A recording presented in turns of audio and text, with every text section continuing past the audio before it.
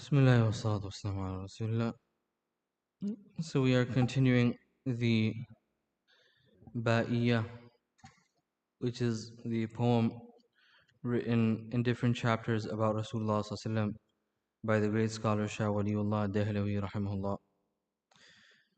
Just to reiterate the importance of this uh, poem and like it others is not just merely that we hear a poem within which we praise Rasulullah sallallahu alaihi wasallam, even though that within itself is something praiseworthy and good, but that there are important topics that are mentioned in here. Like, why do we believe in prophets? Why do we believe in that Muhammad sallallahu alaihi wasallam is a prophet? What was Muhammad sallallahu alaihi wasallam sent with that makes him special? Right? What are the specific qualities that Allah Azza wa Jal gave to Rasulullah sallallahu alaihi wasallam that he didn't give to anyone else? Knowing these things are extremely important when it comes to knowing our prophet, knowing our Nabi. What are the dalailun nubuwah, the evidences of the prophethood of Muhammad sallallahu alaihi wasallam? And so in each topic, in each chapter, he's actually discussing them in different ways. For example, the chapter that we read last week, when it comes to proving prophethood of Rasulullah sallallahu alaihi wasallam, which is very important. Why? Because in our deen we believe in Allah, and then everything after that you need a Nabi to believe in. You cannot believe in the hereafter if a Nabi wasn't there to tell you about the hereafter. There are many things. You cannot believe in resurrection unless the Nabi told you of resurrection. This is why in Aqidah they have sections on what are known as the Aqliyat, those subjects which could be intellectually proven, logically proven, and then those subjects which are Sama'iyat or Khabariyat, those subjects which tenets that simply come from the hadith of Rasulullah sallallahu alaihi wasallam or the Quran. For example, that the ruh and the entire body will be resurrected, and for example, that the eye will, a person in Jannah will see Allah. These are different things that the hadith comes and tells us. So, learning about, for example, the evidences of the prophethood of Rasulullah sallallahu alaihi wasallam, there are many different ways. Just like there are many different arguments to proving the existence of Allah. There are more than 8 arguments, right, that the ulama of Aqidah use to establish why and how we believe in Allah Azza wa Jal. There's proof for everything, right? We don't just believe in a deen which is, of no reason. Our deen is full of reason. And so, in the past chapter, for example, Shah Waliullah rahimahullah mentioned in poem the prophecies, the akhbar, the prophecies that the Anbiya alayhimu wasalam gave in the past, that a Nabi will come, right? A prophet will come. That was one way of proving the prophethood. The next chapter, and this chapter emphasizes the noble traits which are given to the Prophet ﷺ, the qualities, the characteristics. And the idea that yes, some of them may also be found in non-prophets. For example, you may find generosity in one person, you may find bravery and kindness in another person, you may find forgiveness in another person, but you'll never find each and every single virtue that could ever be attributed to a person found in one person. That one person carries and contains all good characteristics, all good attributes. That is never ever the case except for Rasulullah sallallahu alaihi wasallam. This is why one must recognize then his honor and rank above all of mankind from the aspect of being the best human ever created. That is itself then an evidential proof of why we believe in him. When you believe that he is superior to you, you will submit to him and you will obey him. So Rasulullah sallallahu alaihi wasallam, his physical, external and internal beauty was apparent, and that was all part of Allah Azza wa Jal protecting him. So it comes in the poem that Jamilul Muhayya Abyadul Wajhi Rib'atun Jalilu Karadisa Azajjul Hawajibi, that he had a beautiful appearance. Muhayya refers to the appearance of something, that which you'd give tahiyya to. Okay? So Jamilul Muhayya, a beautiful appearance. Abyadul Wajh, the whiteness of his face is apparent. Rib'atun, he is nor too tall nor too short. His height is perfect. Jalilu Karadis, his bone structure is very vast, meaning you can see that there's a lot of strength in his body. This is a good quality for a man. Azajjul Hawajibi, his eyebrows were, they were not too bushy nor they were too fine. They were beautiful. Sabihun Malihun. Sabih refers to a bright type of beauty. So Sabih means beautiful, but it refers to a bright type of beauty. Malih, also beauty. Ad'ajul Ain Ashkalu. The whiteness of his eye was extremely white, and the blackness of the pupil was extremely black. So his eyes would you know, uh, protrude, you'd see them very beautifully. فَصِيحٌ لَهُ الْإِعْجَامُ لَيْسَ بِشَائِبٍ. His eloquence, he was eloquent, and his eloquence was so high that non-eloquence or any sort of, when we speak, when we speak, there are many different types of qualities that can make our speech non-eloquent. For example, when a person has to stutter and say ah, or when a person, is unable to find the perfect word for the perfect place, or if a person is speaking too much and unable to make their speech concise, right? Or they speak concise but their speech is not comprehensive, you know so these are different qualities that may cause a speech to be ineloquent. Rasulullah's speech was always free of any of these things. وأحسن خلق الله خلقا وخلقة وأنفعهم للناس عند النوائب. He was the most beautiful of Allah's creation from character and his body. Right? So the external and the internal. وَأَنْفَعُهُمْ لِلنَّاسِ عِنْدَ النَّوَائِبِ. And the most beneficial of them to other people when people are in need. Right? When tests come, Rasulullah ﷺ was the most beneficial person to anyone. Right? It's important to understand these two dimensions, that Rasulullah ﷺ's external and internal reality was beautified by Allah. So much so that, and the internal state, it the external state reflects the internal and vice versa as well. The internal state shows on the external. For example, it's very common, you'll hear people say, look at the nur on his face, look at the light on his face.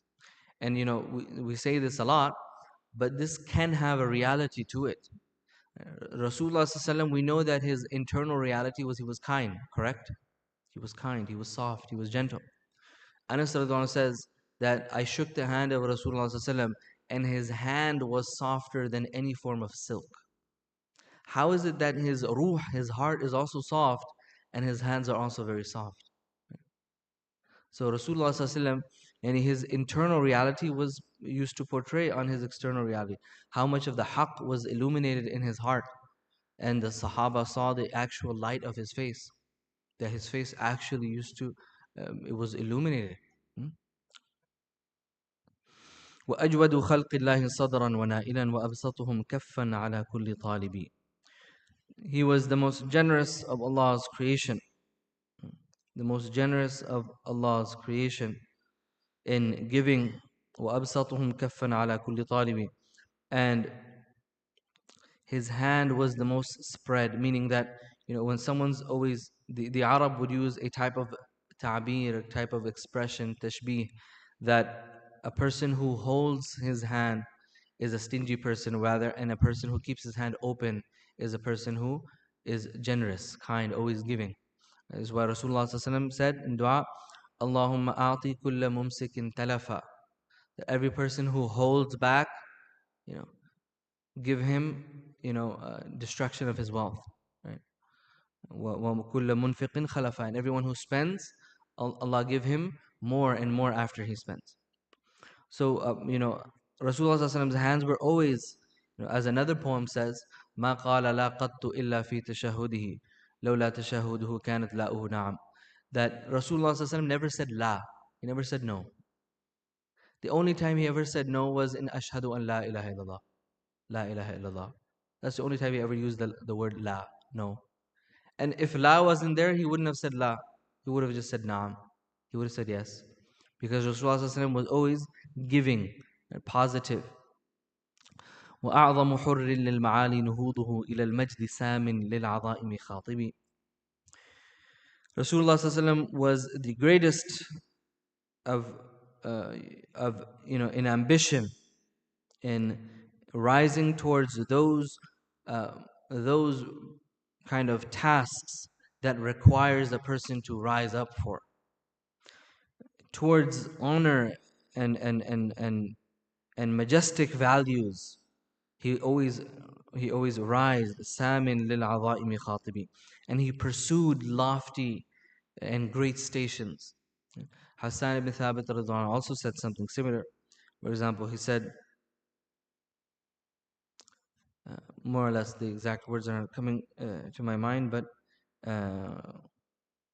وهمته القصوى أجل من الدهر, that له همم لا منتهى لكبارها وهمته الصغرى أجل من الدهر, that Rasulullah ﷺ has many ambitions, right? And his ambitions are, there's no end to the greatest of those ambitions. But himmatuhu sughra, the smallest of his ambition, is greater than all of time. Meaning, grab all of men from the beginning to the end of time, and the greatest things that they ever did, it only compares to the smallest thing that Rasulullah ﷺ did. This is what's meant by it. ترى أشجع الفرسان لاذ بظهره إذا احمر بأس في بئيس المواجب, that you see the bravest of warriors seek refuge behind his back when the battle is at its peak and becomes intense. So it comes in hadith that the Sahaba, number one, it was of the Arab, they're kind of, when they would fight, the brave warriors would stay together, right? So that if ever one person is going to get overwhelmed by his enemy, then there's another brave warrior next to him to fight and to help him. The hadith states the Sahaba said that we would use Rasulullah ﷺ as a shield. Hadith says the Sahaba, Rasulullah ﷺ was not sitting in a tent when they were fighting. Rasulullah ﷺ was in the front of the battle. And when they would fight, the Sahaba say that sometimes we would get so worried, or we would, the fear would overcome us, or we wouldn't have the strength to fight, so we'd go behind Rasulullah ﷺ, he would be our shield. Because Rasulullah ﷺ had the strength of hundreds of men. وآذاه قوم من سفاهة عقلهم ولم يذهبوا من دينه بمذاهب وما زال يدعو ربه لهداهم وإن كان قد قاسى أشد المتاعب. That, and a group referring to the people that disbelieved, due to the foolishness of their minds, due to the foolishness, meaning it wasn't that they were logical, but it was the foolishness of their mind, that they did not follow his deen. And from the paths that he gave us to the deen, they didn't take any of those paths. But even then, Rasulullah ﷺ continued to make dua to his Lord for their guidance. Even if Rasulullah ﷺ had to face from them, meaning the kuffar, from them, the most difficult times, the most tragic times. This refers to many instances when you can think about Ta'if, you can think about Uhud, you can think about many different instances within which one of the commentators specifically on this, he says, you remember when Rasulullah ﷺ was actually physically hurt by his own people in the Battle of Uhud, and when Rasulullah ﷺ stood up and his face was blessed face was bloody, and his blessed teeth had two of them fell down because of being striked in the face. Rasulullah ﷺ at that point made dua, and what did he say? Allahumma hadi qawmi, oh Allah, guide my people because they don't know. Right? This is the height of hilm, the height of forbearance and patience. وما زال يعفو قادرا عن مسيئهم كما كان منه عند جبذة جاذبي. That the beloved Messenger Muhammad sallallahu alaihi wasallam continued to pardon whoever caused him any harm. Eh, any person that would harm him, Rasulullah sallallahu alaihi wasallam, even though having the ability to take revenge, he would forgive them. Right? And that's the true forgiveness. It's not when you have to forgive. If you have to forgive someone, yeah, that's forgiveness too. But you were kind of placed in a position that you had to forgive. But when you don't have to forgive someone and you have the ability to avenge yourself, and then at that moment you forgive someone, that's true forgiveness. Like when, then he mentions the instance, like when عند جبذة جاذبي, when a person had pulled him, yani what is the poet? The poet is a muhaddith, by the way. He's not just a poet. This scholar is a muhaddith and one of the greatest muhaddithin of his time. So he's referring to an instance when Rasulullah sallallahu Anas radhiyallahu anhu narrates it, that Rasulullah sallallahu was in the masjid and a Bedouin came to him, right? And Rasulullah sallallahu was very patient, and this Bedouin came to him and said, where's Muhammad? He's calling, where's Muhammad sallallahu, and then he finds Rasulullah sallallahu, and then he more or less likes what he's wearing or wants to ask him a question. So he grabs Rasulullah sallallahu by the collar, the Bedouin, right? He doesn't know better. He grabs Rasulullah sallallahu by the collar. Now this is very, to any person, this would be very irritating, frustrating. You don't approach someone like that. But Rasulullah sallallahu looks at him and then smiles. And then the hadith says he even gave him something after. So Rasulullah's patience with people, and these are signs of his prophethood. A person could not be a prophet unless they have high characteristics, high qualities. بديع كمال في المعاني فلامرؤ يكون له مثلا ولا بمقارب. Now the end of this chapter is that the merits of Rasulullah are unique in all aspects. There is no person, when it comes to the highness of his morality, there is no person who is similar, nor anyone comes near Rasulullah. Right? See, the point of these kind of these words and these type of themes is to, number one, like I said, increase in tasdeeq. The same way you want to in salah increase in iman, which is your belief in Allah. When you start Umrah, what is the dua? Imanan bika ya Allah wa tasdeeqan bi nabiyyik. Oh Allah, in belief in you, and tasdeeqan, an affirmation of your prophet and what he brought. So we want to increase in tasdeeq. Our yaqeen in Rasulullah sallallahu also fluctuates, just like your iman fluctuates, because tasdeeq is a part of iman. Your iman goes up and down depending on your belief of Rasulullah sallallahu. So that's why it's so important. So this is, in this chapter, one aspect of believing in Rasulullah sallallahu, that his qualities were so great. His qualities, characteristics, and many different things were so great, which is why we believe he was superior. Now we move on to the next chapter, and in the next chapter as well, Rasulullah sallallahu, again, evidences of his prophethood are put forward. But this time it's a little bit different. The evidences mentioned here are within a theme of that the world, when Rasulullah sallallahu came to the world, was a dark world and people were in misguidance. Right? From the Arab to the Christians to the Jews, they were all in misguidance. To the different mushrikun as well, such as, for example, the pagans of the Faris and the Persians, right, as well. They were all in misguidance.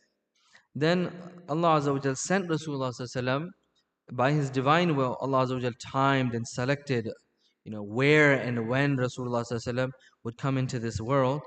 And Rasulullah sallallahu came in to the world as someone who rectified people's ways.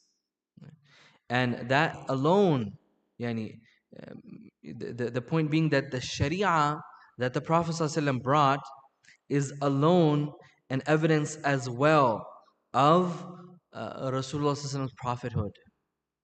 This is why, my brothers, you have to appreciate the fiqh, the ahkam, the rulings that Rasulullah ﷺ brought. And don't look at they're too difficult or they're too easy.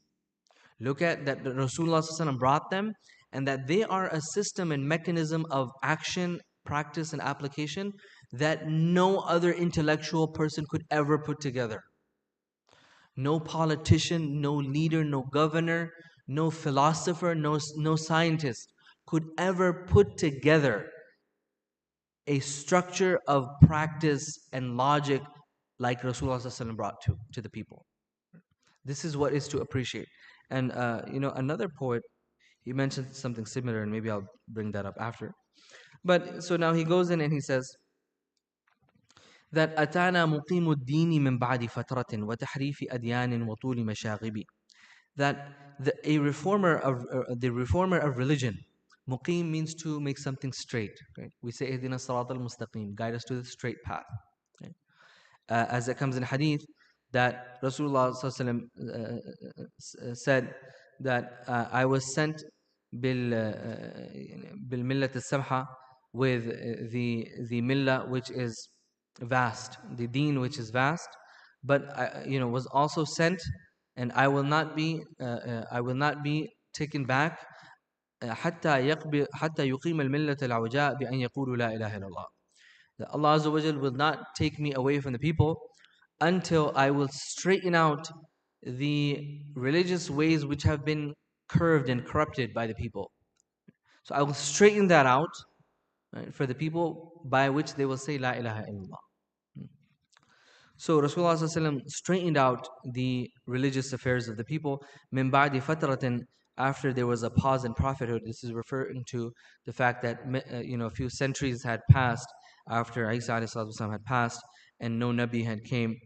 And the tahrifi adyan, their religions were distorted, right? So the Torah is now distorted, Judaism is distorted, Christianity is distorted, the way of the prophets has been distorted. وَطُولِ مَشَاغِبِ, and corruptions have taken place. فَيَا وَيْلَ قَوْمٍ يُشْرِكُونَ بِرَبِّهِمْ وَفِيهِمْ صُنُوفٌ مِّن وَخِيمِ الْمَثَالِبِ. So then he says, now woe to such a nation, right? Woe to such a nation who are busy in their polytheism, shirk. This verse is pointing to the mushrikun of the Arab, that they're committing shirk with their Lord, and there are many different types of various terrible flaws that you'll find amongst them. So now he's pointing out, what the poet is doing is he's pointing out the different types of people that were there at the time of Rasulullah ﷺ. And then that Rasulullah ﷺ was sent to rectify the deen of all of these people. Right? Rasulullah ﷺ is also an important tenet of belief. He was not only sent to the Arabs. We don't believe that. Rasulullah ﷺ was sent to all people from his time till everyone after. Everyone after. So much so that if anyone before Rasulullah ﷺ were also to return to this world, they will follow the Sharia of Rasulullah ﷺ. وَدِينُهُمْ مَا يَفْتَرُونَ بِرَأْيِهِمْ كَتَحْرِيمِ حَامٍ وَاخْتِرَاءِ السَّوَائِبِ. That the mushrikun of the Arab, their deen was such that they would just make it out of any opinion. This is why it's very important to understand that we do not formulate our opinions of the Sharia just based on, I think this and I thought that. That's not how the Sharia works. That's not how Rasulullah ﷺ brought the deen to us. The mushrikun of the Arab used to just make something haram, make something halal. For example, they made that certain male camels, due to certain reasons, are they become sacred, and if they become sacred, then we cannot ride them. So they would make riding certain types of male camels haram. وَاخْتِرَاءِ السَّوَائِبِ. Or they would sacrifice for the sake of some idols she-camels, and the way that they would do this is not necessarily killing the she-camel, but they would say that this she-camel is free and we will never use it because certain so idol, and this happened to me. These type of suspicions, right? These type of suspicions and strange omens. وَيَا وَيْلَ قَوْمٍ حَرَّفُوا دِينَ رَبِّهِمْ وَأَفْتَوْا بِمَصْنُوعٍ لِحِفْظِ الْمَنَاصِبِ. And woe upon a people. Now he's talking about a different people. Woe upon such a people that have distorted the deen of their Lord, changed the deen of their Lord. And they're giving the rulings according to what will be beneficial to protect their positions. This is referring to the Jews now, that Allah Azza wa Jalla speaks about in the Quran, that the Jews would do different things and different rulings to protect their positions and to protect their gold. Allah Azza wa Jalla discusses it in the Quran for worldly benefits. فَيَا وَيْلَ مَنْ أَطْرَى بِوَصْفِ نَبِيِّهِ فَسَمَّاهُ رَبَّ الْخَلْقِ إِطْرَاءَ خَائِبِينَ. Now he's talking about another people. Right? You have the Mushrikun Arab, you have the Jews, and then you also have now another people. Woe to such people who have exceeded in the description of their Lord, so much so now that they've given the name of their prophet to be a Lord of creation. Who is he talking about? The Christians, who've made Isa alayhi salatu wasalam to be a Rabb, a Lord. Itra khaibi. This is yani a failed praise. وَيَا وَيْلَ قَوْمٍ قَدْ أَبَارَ نُفُوسَهُمْ تَكَلُّفُ تَزْوِيقٍ وَحُبُّ الْمَلَاعِبِ. And now he's speaking about another nation, and woe unto another nation who destroyed themselves due to their exertion in acquire of beauty and adornment. وَحُبُّ الْمَلَاعِبِ, and love of futile play. Who is this referring to? This is referring to now the Persians, right? And the Persians, they loved adornment, their carpets, their different types of life. The Kisra at that time, his palace, right? All of those things, and just in gathering of wealth, enjoying cinema and these type of things. وَيَا وَيْلَ قَوْمٍ قَدْ أَخَفَّ عُقُولَهُمْ تَجَبُّرُ كِسْرَى وَاصْطِلَامُ الضَّرَائِبِ. And woe unto now, in the line before, he was talking about the leaders of the Persians, and now he's talking about the polity, the civilians of the Persian Empire. That woe unto them because their intellects have been reduced due to the overwhelming superiority of their leader, the Kisra, وَاصْطِلَامُ الضَّرَائِبِ, and all the different taxes that was put on them. The Persians were known that the leaders would tax their people extremely, and they would do so that they can keep gathering wealth. And the Persians had generations, centuries, because they ruled for centuries of wealth that was reserved and protected for the royal family. Now, what do some of the ulama say? Since centuries before Rasulullah, even before the time of Isa alayhi in that area of a Western type of that Central Asia, Western Asia, Eastern Asia, in those areas, the Persians ruled for centuries, even before Isa alayhi continued ruling till the time of Rasulullah, and they taxed their people, and they wrongfully gathered wealth. But what do the ulama say? They gathered wealth and gathered wealth and gathered wealth for what? So that they could put it in the hand of Umar radiallahu anhu when he will conquer them. That's what they did. Umar radiallahu anhu at his time then conquers the Persians, and the bangles of the Kisra and the palace of the Kisra and the gold of the Kisra is all brought to Medina Munawwara. So all of that was for what? For a time that Allah Azza wa Jalla had allotted, that the Muslims would, through Rasulullah would conquer and gain wealth. Now the poet is saying, فَأَدْرَكَهُمْ فِي ذَاكَ رَحْمَةُ رَبِّنَا وَقَدْ أَوْجَبُوا مِنْهُ أَشَدَّ الْمَتَاعِبِ. That you have people who are like the Persians in shirk and in beautifying adornment and in wealth and all these things, and wronging their civilians. And you have the Jews and the Christians who have changed their deen. And you have the mushrikun of the Arab who are committing all different types of sins. Now in the midst of all of this darkness, are they deserving of a Nabi or a Rahmah? So he says that in the midst of all of that, the mercy of our Lord was sent to them. the mercy of our Lord was brought to them. وَقَدْ أَوْجَبُوا, even though they were, they had rendered themselves to you know, to be severely punishable, that they had actually made themselves obliged that they should be punished. That the way they were, the nations should have been, that they should have been punished. This is why Rasulullah ﷺ was rahmatul alameen, a mercy to all realms, a mercy to the kuffar as well. That at least they weren't punished in this life, and they were given a time to repent and to turn to Allah. فأرسل من عليا قريش نبيه ولم يكن فيما قد بلغه بكاذبين.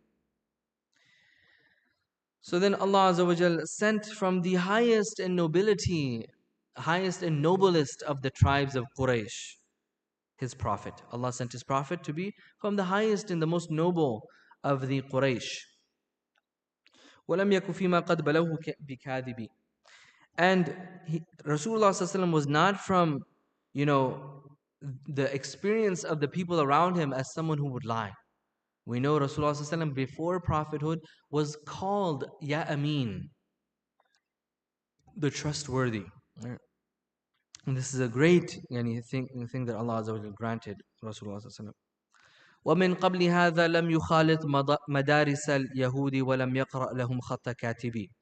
And very important, another quality of Rasulullah ﷺ, that he was ummi, which, it's not a good translation when we say illiterate, because when we say illiterate, we assume different things, we assume an uneducated person. But the point of the quality of ummi was not to say that he couldn't read. Rather, some ulama differ, and they say that later on, after prophethood, and this is the opinion of some ulama, that later on after prophethood, Rasulullah ﷺ could actually write and read. But before prophethood, there's a consensus. Rasulullah ﷺ did not write and did not read. But the point of that was that Rasulullah ﷺ was not from a certain group of people. Who were these group of people? People who considered them to be philosophers or religious leaders. Why is that important? Because if Rasulullah ﷺ came from a group of philosophers or religious leaders, he used to sit, for example, with leading preachers of the Yahud or the Christians, then they would say, okay, Rasulullah ﷺ took everything he's saying from them. That's why Allah Azza wa Jalla says in the Quran, وَمَا تَخُطُّهُ بِيَمِينِكَ, that you did not, the book that we sent, you did not write it yourself. That everything you say is wahi, it's revelation that comes to you. And this was an evidential fact for the people around. This is why the Arab were astonished. That what is he saying? How is he saying? What is he talking about? Where is this information coming from? Where is this knowledge coming from? Rasulullah ﷺ did not sit with the philosophers. He did not sit with a certain type of group of people, poets or anything like that. Right? Rasulullah ﷺ was, before prophethood, he raised animals, he was a shepherd, and he did some business, and that was it. So he did not read any of their scribes. Rasulullah ﷺ never read, the scriptures of the Yahud and Nasara before prophethood never even touched his hand. He never even touched those scriptures before prophethood. Which proves that everything that came to him was wahi. وَأَوْضَحَ مِنْهَاجَ الْهُدَى لِمَنْ اهْتَدَى وَمَنَّ بِتَعْلِيمٍ عَلَى كُلِّ رَاغِبٍ. That he elucidated, clarified the path of guidance for everyone who will seek guidance. And it is his favor that he blesses, every person who is seeking knowledge with knowledge. So he uses the word manna, and this is also taken from Quran. Points to Allah Azza wa Jalla, لَقَدْ مَنَّ اللَّهُ عَلَى الْمُؤْمِنِينَ إِذْ بَعَثَ فِيهِمْ رَسُولًا. Allah has favored the believers. Rasulullah is coming to us as a favor. It's Allah's favor to us. Right? And Rasulullah when he teaches us and imparts his knowledge to us, that's a favor. That's a grand ihsan that we could never appreciate enough. وَأَخْبَرَ عَنْ بَدْءِ السَّمَاءِ لَهُمْ وَعَنْ مَقَامٍ مَخُوفٍ بَيْنَ أَيْدِي الْمُحَاسِبِ. SubhanAllah, the author is really covering extremely important things. Remember, I mentioned that there are certain things that intellectually a human being cannot, necessarily get to. And although there's a difference of opinion regarding the hereafter, but majority of the ulama of aqaid mentioned that the belief in the hereafter is dominantly based on Rasulullah sallallahu alaihi wasallam telling us of the hereafter, the Quran telling us of the hereafter. Is there logical reasoning perhaps that proves the hereafter? Yes, but that comes secondary. And that's any technicalities of Aqidah. Anyways, the author, he says that أخبر عن بدء السماء, that he informed of the beginning of creation. Who's going to tell you accurately of the beginning of creation? Yani, mashallah, there's scientific reasoning that takes place today, and that's good as well. Although sometimes if it's not done properly, it can take you to the wrong direction. But even that cannot claim accuracy, definitive knowledge. But when Rasulullah ﷺ tells you of the beginning of time, how did Allah create? When did He create? How did He create? It's definitive. There's no doubt in it. So Rasulullah ﷺ is basically telling you of the ghaib, the unseen. This is what he's saying. So he was not from the philosophers. He never read any inscription. And then Allah blessed him with wahi, revelation. And then he told of the most difficult things that human beings will never come to know definitively, except through revelation, which is bad'us sama, the creation of the skies and the earth. Allah Azza wa Jalla says in the Quran, in Surah Al-Kahf,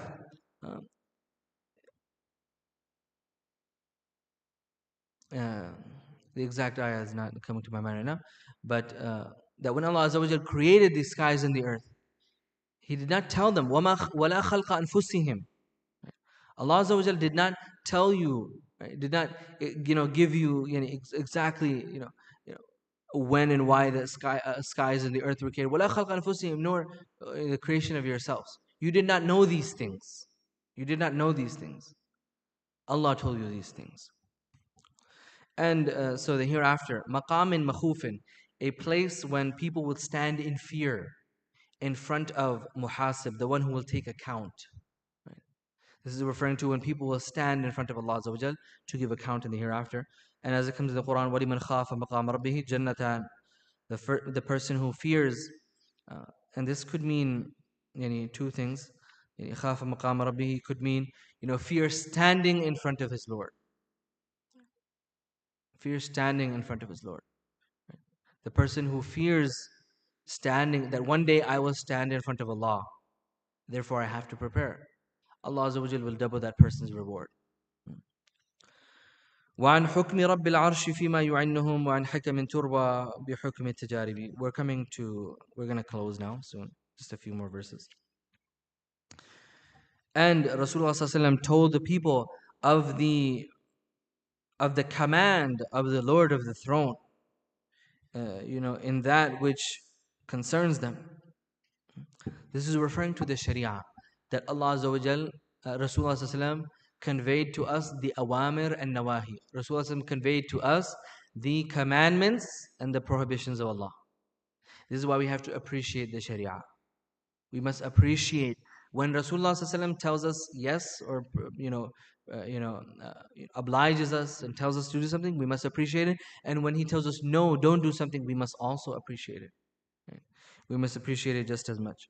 وَعَنْ حِكَمٍ تُرْوَى بِحُكْمِ التَّجَارِبِ. And the wisdoms, so you have two types of knowledge that Rasulullah imparted to us. The author is saying that there's two types of knowledge. One type of knowledge is ahkam, rules. That's very simple. We understand that very simply. It's easy. Rasulullah tells us to do this and don't do this.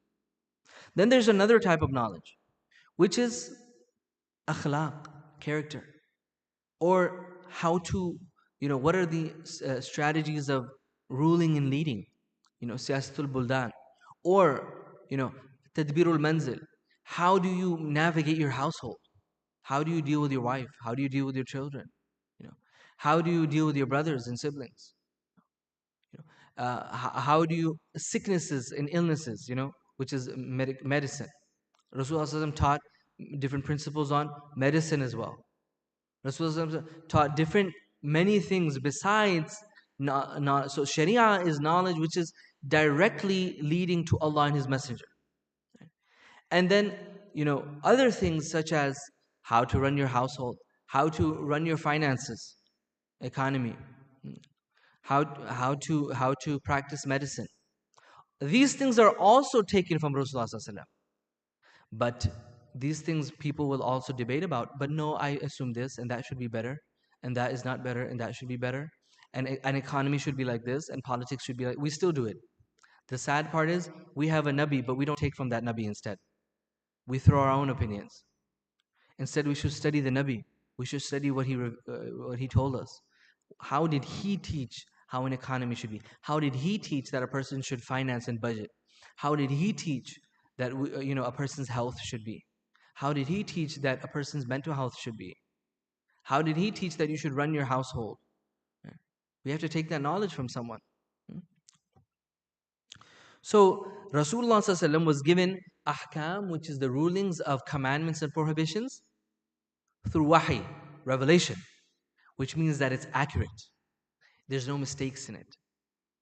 And now the things that other people will philosophize about, for example, will sit here and talk, well, we should do this in our house, and it should be like that, and we should the economy should be like this, and politics should be like this, which philosophers of the past would kind of know a little bit about.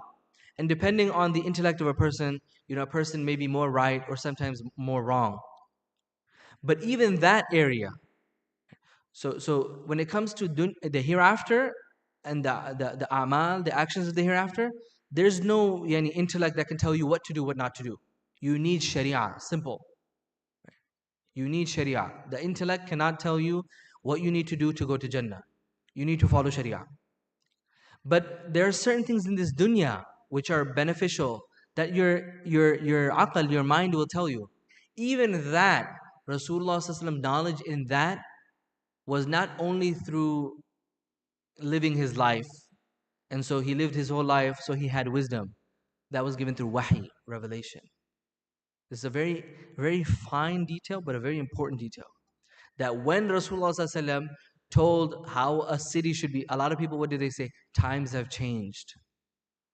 As if Rasulullah's wisdom and knowledge was for a time. Billah. You see what I'm saying? Times have changed. So the wisdom that Rasulullah gave was for his time. Billah. Right? Rasulullah's wisdom was timeless because it was connected to wahi, revelation. Don't ever think that what Rasulullah said at any moment or time is similar to what we say. No. What Rasulullah says is backed by Allah. It's accurate. There's no mistake in it. Right? And we'll stop here for now. There are some verses, but we'll stop here for now, and then we'll continue this chapter and go to the next chapter. But again, the emphases, of these poems are that how can we increase our, iman and tasdeeq, affirmation of Rasulullah sallallahu, because La ilaha illallah Muhammadur Rasulullah. Your iman is dependent on your belief of Rasulullah sallallahu. The more you will learn about him, and the more you will learn about what the ulama have systematically written, that what you need to believe about him, what do you need to know about him, then our iman in him will increase. Just one last thing I wanted to share.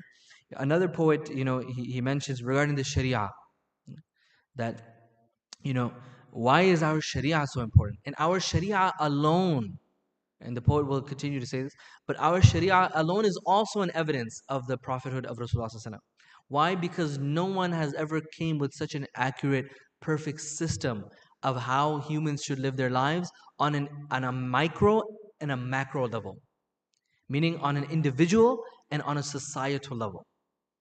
No person has ever come with such a system.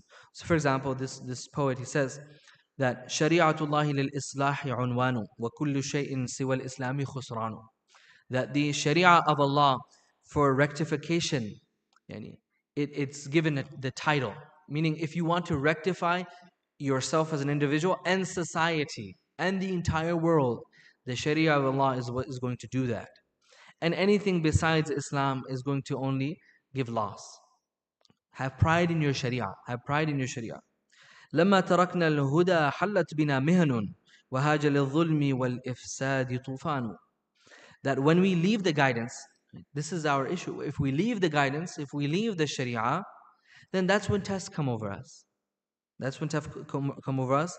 And then the waves of oppression and the waves of corruption start to become stirred until they become a tsunami. So this tsunami of corruption and everything that comes only comes because of what? people leaving guidance, people leaving Sharia. He says, the poem is extremely long, but just one last verse. He says, "Tarikhuna min Rasulillahi mabda'uhu." Our history begins from Rasulullah sallallahu alaihi wasallam. Have pride in your Sharia. وَمَا عَدَاهُ فَلَا عِزٌّ وَلَا شَانُ. Anything besides Rasulullah sallallahu alaihi wasallam has no honor, has no status. محمد أنقذ الدنيا بدعوته ومن هداه لنا روح وريحان. That Muhammad sallallahu alaihi wasallam, he saved the entire dunya. He saved the world with his da'wah. He saved the entire world with his da'wah. May Allah Azza wa Jalla grant us understanding of this and ability to apply it. وآخر دعوانا أن الحمد لله رب العالمين. سبحان الله بحمده سبحانك وبحمدك. نشهد أن لا إله إلا أنت نستغفرك اللهم ونتوب إليك. جزاكم الله خيرا والسلام عليكم ورحمة الله.